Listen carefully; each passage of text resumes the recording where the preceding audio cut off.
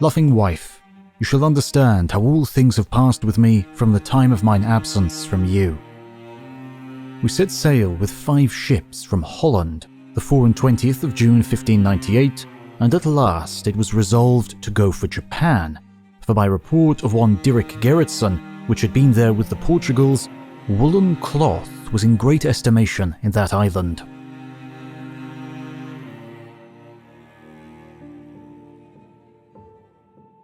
The 11th of April 1600 we saw the land of Japan, near unto Bungo, at which time there were no more but 5 men of us able to go. The 12th of April we came hard unto Bungo, where many barks came aboard us, the people whereof we willingly let come, having no force to resist them, at which place we came to an anchor. The people offered us no hurt, but stole all things they could steal, for which some paid dear afterwards. 2 or 3 days after, our ship was brought into a good harbour, there to abide till the principal king of the whole island had news of us, and until it was known what his will was to do with us. After we had been there for 5 or 6 days, came a Portugal Jesuit with other Portugals, who reported of us that we were pirates, and were not in the way of merchandising. This report caused the governors and common people to think ill of us, in such manner that we looked like we would be set upon crosses, which is the execution in this land for thievery and some other crimes. Thus daily, more and more, the Portugals incensed the justices and people against us.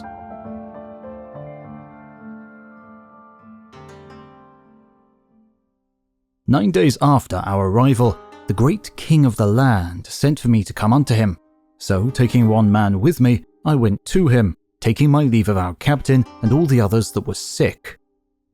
I was carried in one of the king's galleys to the court at Osaka, where the king lay, about 80 leagues from the place where the ship was. And so the 12th of May 1600 I came to the great king's city, who caused me to be brought into the court, being a wonderful costly house, gilded with gold in abundance. Coming before the king, he viewed me well, and seemed to be wonderful favourable. He made many signs unto me, some of which I understood and some I did not. In the end there came one that could speak Portuguese. By him the king demanded of me of what land I was, and what moved us to come to his land, being so far off. I showed unto him the name of our country, and that our land had long sought out the East Indies, and desired friendship with all the kings in way of merchandise, having in our land diverse commodities which these lands had not, and also to buy such merchandises in this land which our country had not. Then he asked whether our countries had wars. I answered him, yea, with the Spaniards and the Portugals, being in peace with all other nations. Further, he asked me in what did I believe. I said, in God, that had made heaven and earth. He asked me diverse other questions of things of religion and many other things. For example, what way we came to the country. Having a chart of the whole world, I showed him through the Strait of Magellan. At this he wondered and thought me to lie. Thus, from one thing to another, I abode with him till midnight. In the end, I desired that we might have trade of merchandise, as the Portugals and Spaniards had. To this he made me an answer, but what it was, I did not understand. So he commanded me to be sent to prison.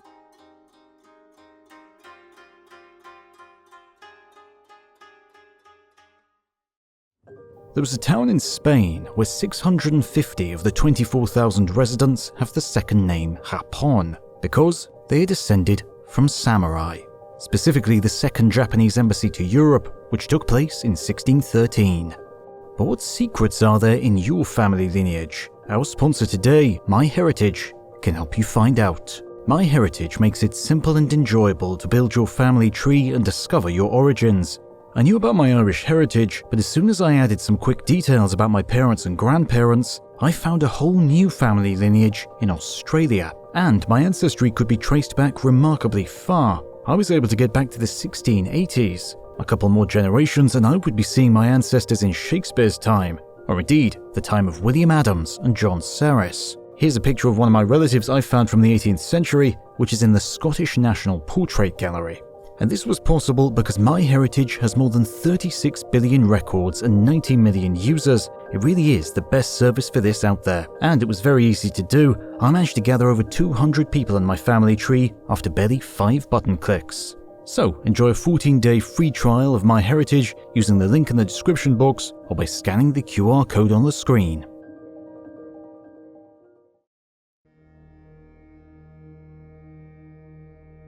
"39 days I was in prison, hearing no more news, neither of our ship nor captain, whether he were recovered of his sickness or not, nor of the rest of the company, in which time I looked every day to die, to be crossed, as the custom of justice is in Japan, as hanging is in our land. In which long time of imprisonment, the Jesuits and the Portugals gave many evidences against me and the rest to the emperor, that we were the thieves and robbers of all nations, and were we suffered to live, it should be against the profit of his highness and the land. But God, that is always merciful at need, showed mercy unto us, and would not suffer them to have their wills of us. In the end, the emperor gave them answer that as of yet we had not done to him, nor any one of his land, any harm or damage. Therefore it was against reason and justice to put us to death. If our countries had wars, the one with the other, that was no cause that he should put us to death. With which they were very out of heart, that their cruel pretense failed them, for which God be evermore praised."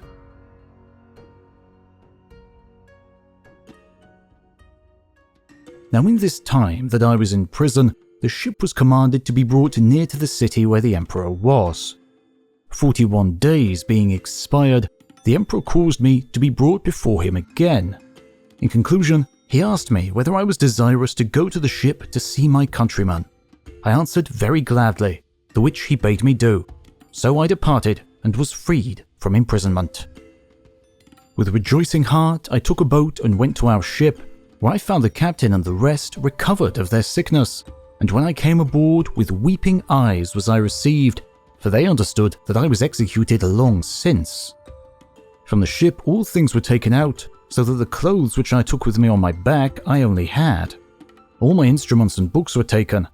I not only lost what I had in the ship, but from the captain and the company generally, what was good or worth the taking was carried away.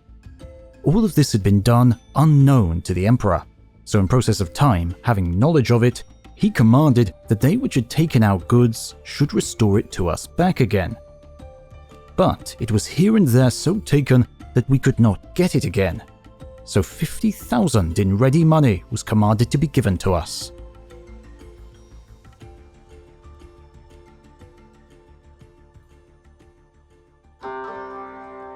In the end of 30 days, commandment came from the emperor that our ship should be carried to the easternmost part of the land, called Kanto, whither, according to his commandment, we were carried, the distance being about 120 leagues.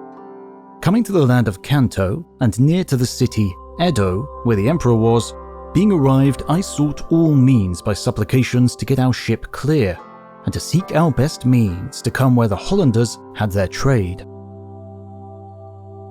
Also, in this time, 3 or 4 of our men rebelled against the captain and myself, and made a mutiny with the rest of our men, so that we had much trouble with them. They would abide no longer in the ship, but every one would be a commander, and every one wanted part of the money that was given by the emperor. It would be too long to write the particulars, but in the end the money was divided according to every man's place. But this was about 2 years after we'd been in Japan, and when we had been told that we should not have our ship, but to abide in Japan. And so the part of every one being divided, every man took his way where he thought best. Indeed, in the end, the emperor gave every man to live upon 2 pounds of rice a day, and yearly so much as was worth 11 or 12 ducats a year, myself, the captain, and mariners, all alike.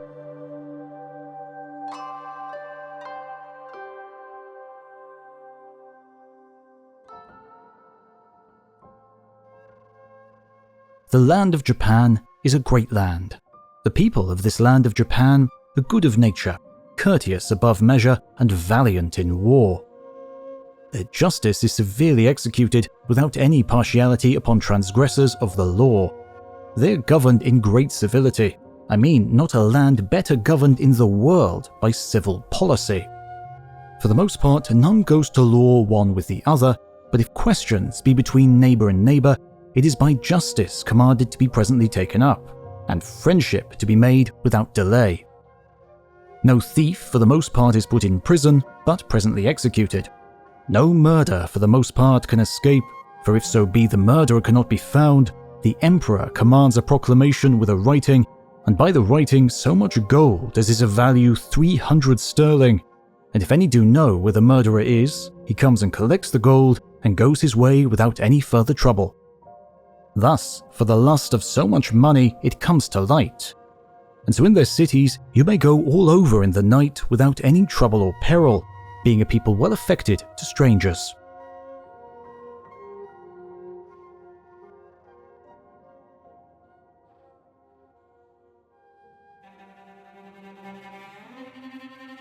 For 4 or 5 years the emperor called me, as diverse times he had done before, and one time, above the rest, he would have me make him a small ship.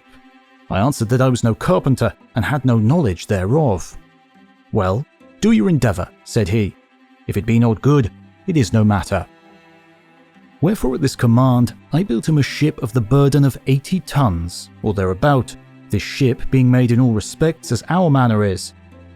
He coming aboard to see it, liked it very well, by which means I came in more favour with him, so that I often came in his presence, and he from time to time gave me presents, and at length a yearly stipend to live upon, about 70 ducats by the year, with 2 pounds of rice a day, daily. Now being in such grace and favour, by reason I taught him some points of geometry, and understanding of the art of mathematics with other things. Indeed I pleased him so, that what I said he would not contrary. At this my former enemies did wonder, and at this time entreated me to do them a friendship. And so to both Spaniards and Portugals have I done recompensing them good for evil. So to pass my time and to get my living, it hath cost me great labour and trouble at the first, but God has blessed my labour.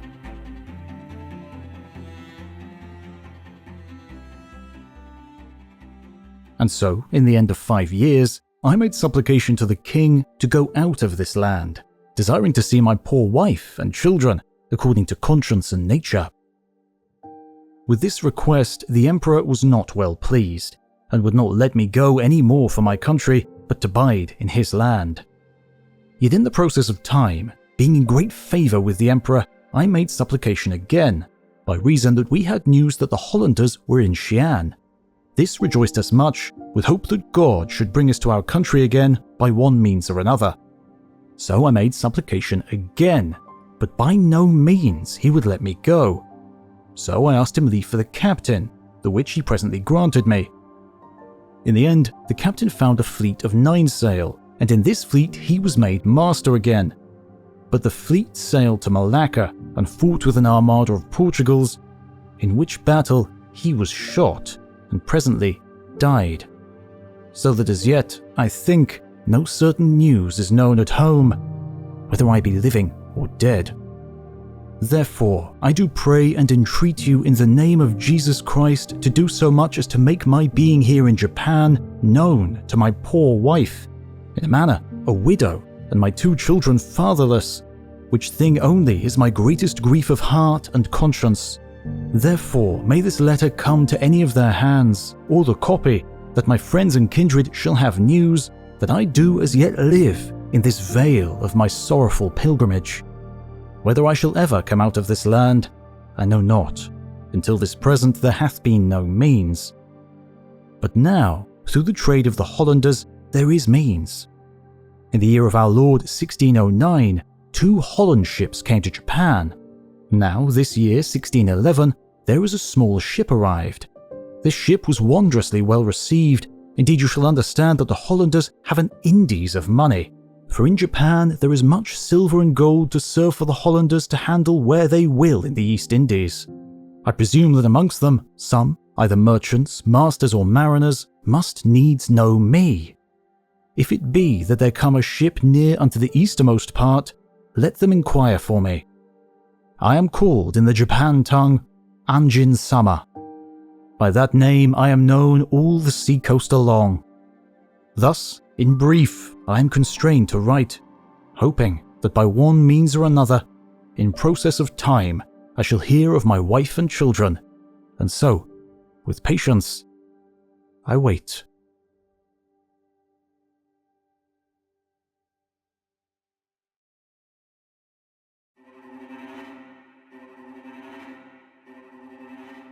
The 9th of June, 1613, in the morning, we had sight of land, bearing north-northeast and 6 great islands.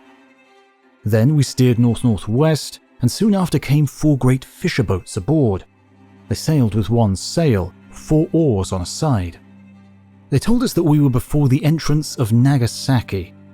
We agreed with 2 of the masters of the fisher boats, for 30 rials of 8 apiece in money and rice for their food, to pilot us into Hirado, which agreement made, their people entered our ship and performed voluntarily their labour as readily as any of our mariners.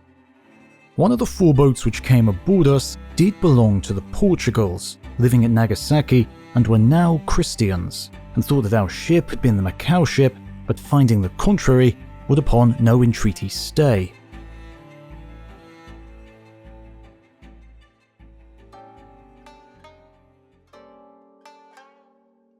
On the 11th, about 3 o'clock in the afternoon, we came to an anchor half a league short of Hirado, the tide so spent that we could not get further in. Soon after, I was visited by the old king Hoin-sama and his nephew Tone-sama, governor then of the land under the old king. They were attended with 40 boats or galleys. Only they entered the ship, both of them in silk gowns. Both of them had 2 katanas or swords of that country by his side, the one half a yard long, the other about a quarter. The 4 parts of their heads were shaven to the crown, and the rest of their hair, which was very long, was gathered together and bound up on a knot behind. Wearing neither hat nor turban, but bareheaded. The king was aged about 72 years. His nephew or grandchild that governed under him was about 22 years. First, in presence of him whom they are to salute, they put off their shoes. Stockings there were none, and then clapping their right hand with their left, they put them down towards their knees. And so wagging or moving of their hands a little to and fro, they stooping, step with small steps, sidling from the party saluted, and cry, "Ah, ah." I led them into my cabin, where I prepared a banquet for them and a good consort of music which much delighted them. They bade me welcome and promised me kind entertainment. I delivered our king's letters to the king of Hirado, which he received with great joy, saying he would not open it till Anjin came, who would interpret the same unto him. This Anjin is, in their language, a pilot, being one William Adams, an Englishman who, passing with a Fleming man through the South Sea, by mutiny and disorder of the mariners, remained in that country, and was seized upon by the Emperor about 12 years before.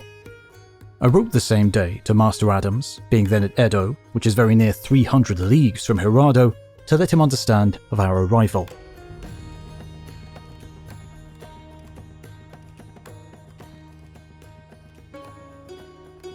The king, having stayed aboard about an hour and a half, took his leave. He was no sooner ashore, but all of his nobility, attended with a multitude of soldiers, entered the ship. They did much admire our ship, and made as if they had never seen it sufficiently. But we being pestered with the number of these visitors, I sent to the king, requesting him that order might be taken to remove them, and to prevent any inconveniences that might happen. Indeed, there came continually such a world of people aboard, both men and women, as that we were not able to go upon the decks. Round about the ship was furnished with boats full of people. I gave leave to divers women of the better sort to come into my cabin, where the picture of Venus, with her son Cupid, did hang somewhat wantonly set out in a large frame. They, thinking it to be Our Lady and her son, fell down and worshipped it with shows of great devotion, telling me in a whispering manner that some of their own companions, which were not so, might not hear, that they were Cristianos, whereby we perceived them to be Christians, converted by the Portugal Jesuits.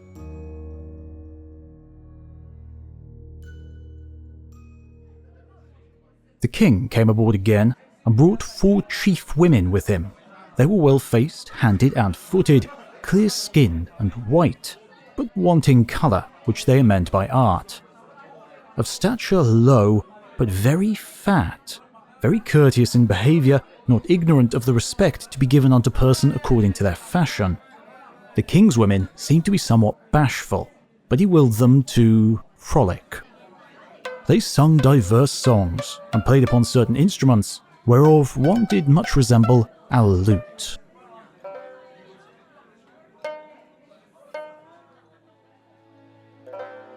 On the 13th, I went ashore, and delivered the presents to the king, amounting to the value of £140 or thereabout, which he received with very great kindnesses, and called for a standing cup. He caused it to be filled with his country's wine, which is distilled out of rice and is as strong as our agua vitae. And even though the cup held upwards of 1.5 pints, notwithstanding taking the cup in his hand, he told me he would drink it all, for health to the King of England, and so did myself, and all his nobles, doing the like.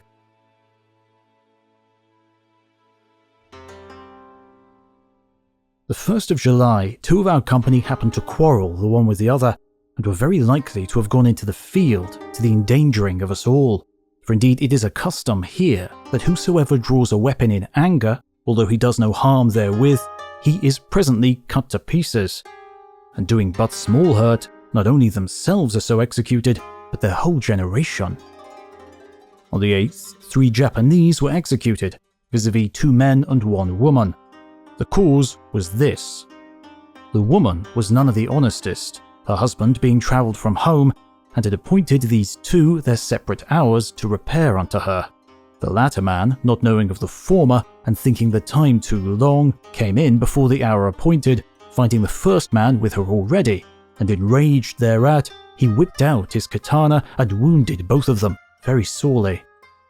The street, taking notice of the fray, forthwith seized upon them, led them aside, and acquainted King Hoin therewith, and sent to know his pleasure. He presently gave order that they should cut off their heads, which done, every man that listed, as very many did, came to try the sharpness of their katanas upon the corpse, so that before they left off, they had hewn all 3 into pieces as small as a man's hand.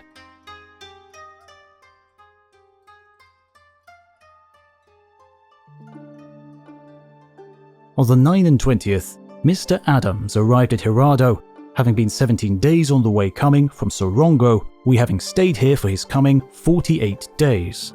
After I had friendlily entertained him, I conferred with him in the presence of the merchants, touching the encouragement he could give of trade in these parts. He answered that it was not always alike, but sometimes better, sometimes worse, yet doubted not but we should do as well as the others, giving admirable commendations of the country, as much affected thereunto. The 7th of August, King Hoin furnished me with a proper galley of his own, rowed with 25 oars on a side, and taking with me 10 English, I departed from Hirado towards the Emperor's court.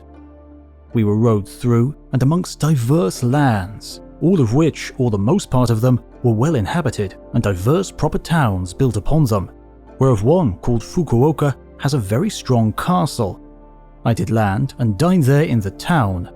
The town seemed to be as great as London is within the walls, very well built and even, so as you may see from the one end of the street to the other. The place is exceedingly peopled, very civil and courteous, the only problem that at our landing, and so through the whole country, whithersoever we came, the boys, children, and worse sort of idle people would gather about and follow along after us, crying, "Kore, kore, kokore." That is to say, "You Koreans with false hearts." A wandering, hooping, hollering, and making such a noise about us that we could scarcely hear one another speak, sometimes indeed throwing stones at us, but that not in many towns. The best advice that I can give those who hereafter shall arrive there is that they pass on without regarding this nonsense, and in so doing, they shall find their ears only troubled with the noise.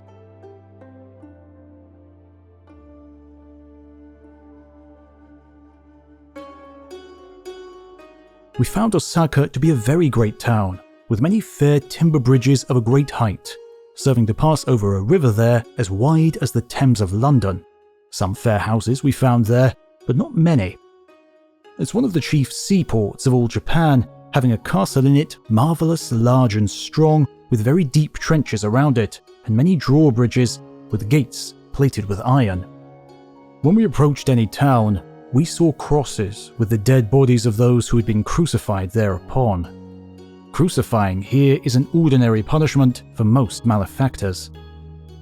Coming near Sarunga, where the Emperor's court is, we saw a scaffold with the heads of diverse people placed thereupon, and by it were diverse crosses with the dead of those which had been executed remaining still upon them, all of which caused a most unsavoury passage to us, that to enter into Sarunga, one must needs pass by them.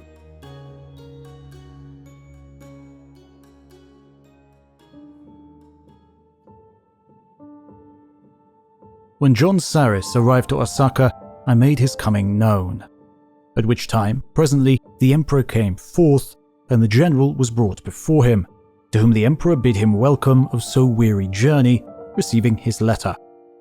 So General Saris departed his way, and I was called in, to whom the Emperor inquired of me of the kings of England, concerning their greatness and power, with divers other questions which were too long to write. The next day, the general went with me to the secretary's house, with whom he made known his demands, the which, being written, were carried before the Emperor. The Emperor then read all his demands, and having read them, told me that he should have them. Having much talk with me of his coming, I told him to settle a factory in his land. He asked me in what place. I told him I did think not far from his court, or the king's court, at which he seemed very glad. And having had much speech here and there, he asked me if part of his coming was not to discover farther parts to the northwest or northwards. I told him our country still does not cease to spend much money in discovery thereof. He asked me whether there was not a way, and whether it was not short nor near.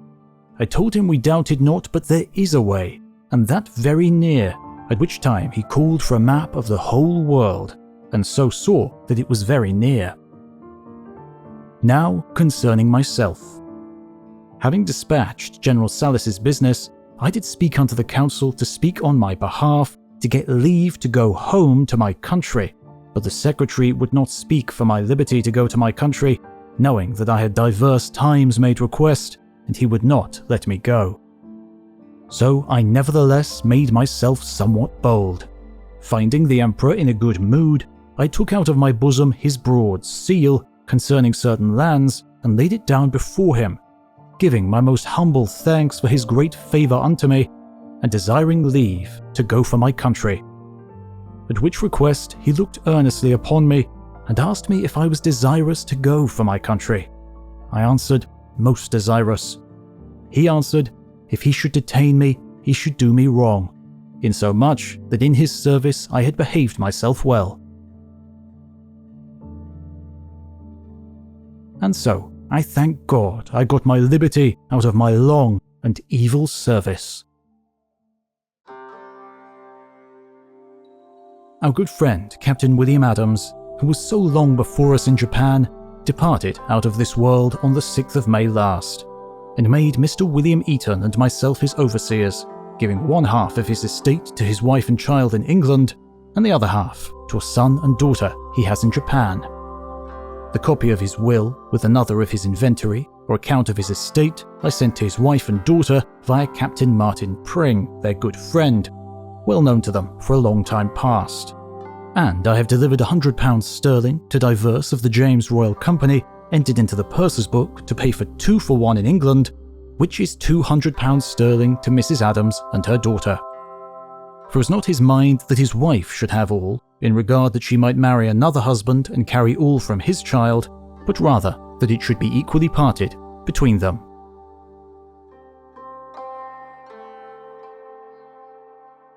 You've been watching Voices of the Past.